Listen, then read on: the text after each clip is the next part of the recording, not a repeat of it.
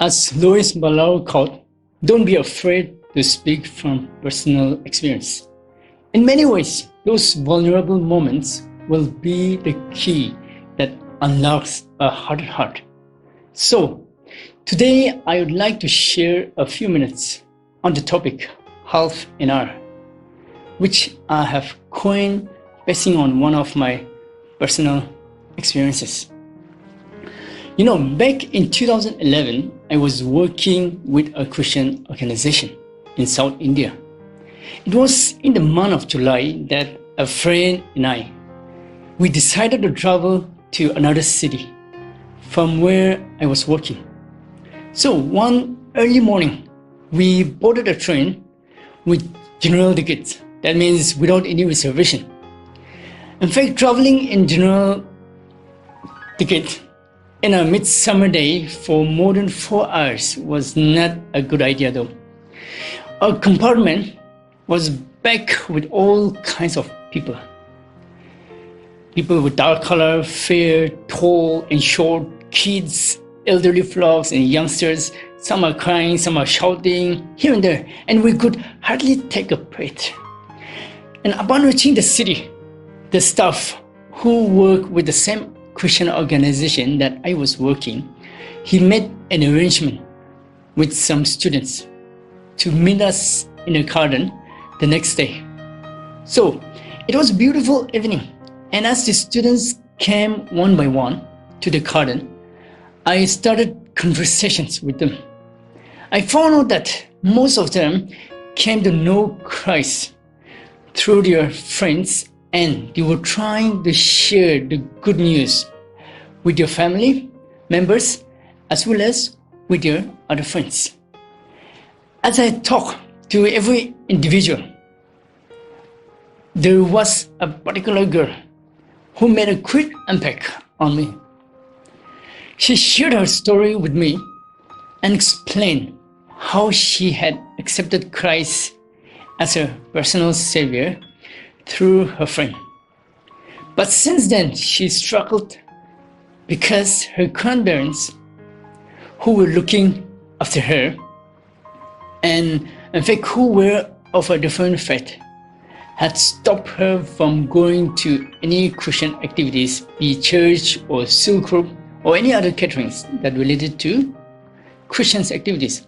So when I asked her how she managed to come to the garden that evening, she replied, I requested my grandparents to let me go and meet my close friend who was with her in the garden that day.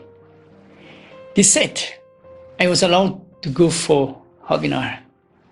And of course, she left the garden after a few minutes, but her zeal for Christ and her passions to attend Christian fellowships and her passions for Christ still spoke to me the whole time we were there, and continues to do so.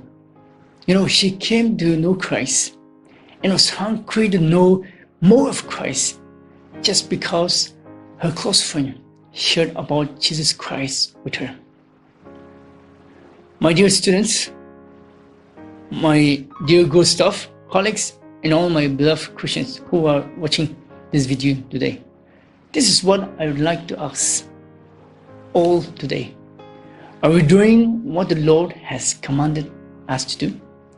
That is sharing the gospel to others, sharing about Christ.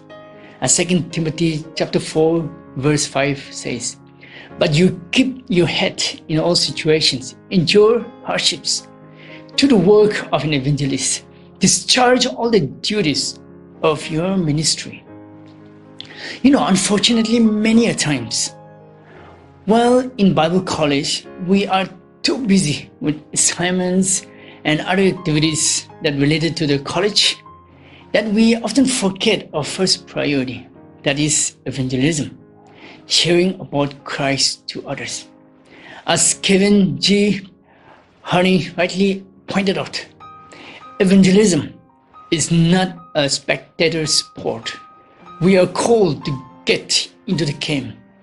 God invites every follower of Jesus to get off the sidelines and onto the field I'd like to encourage all of us to get into the game of sharing Christ and not just be a spectator, as we are chosen by God to be His witnesses.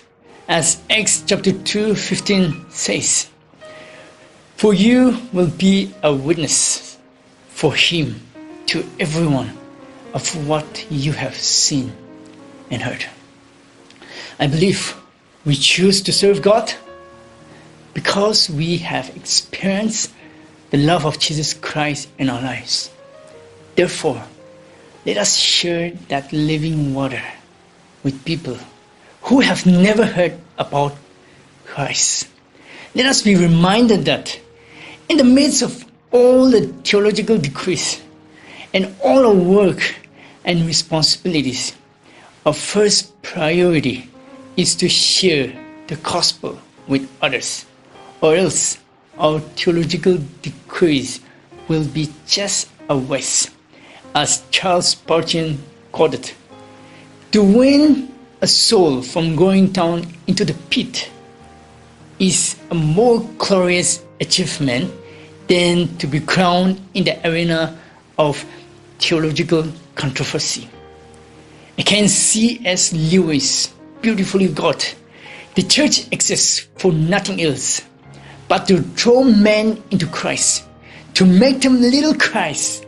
If they are not doing that, all the cathedrals, clergy, missions, sermons, even the Bible itself are simply a waste of time." Today, there are many people who are dying in the darkness. They are dying without knowing the truth about Christ, that He came and died for us. There are many people who are in search of that real truth. Let us be the bridge to connect those people with Christ.